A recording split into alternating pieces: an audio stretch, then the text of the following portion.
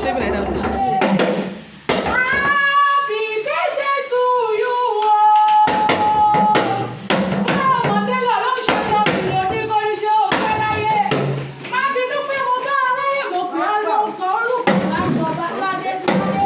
Orúkọ là ń pèjọ yẹn láàfin o. Òkú àdó òkúyè ètò. Oníṣẹ́jọ́ bìrẹ̀ mọ́níjọ́ pẹ́ láyé. Mọ́níjọ́ gbó.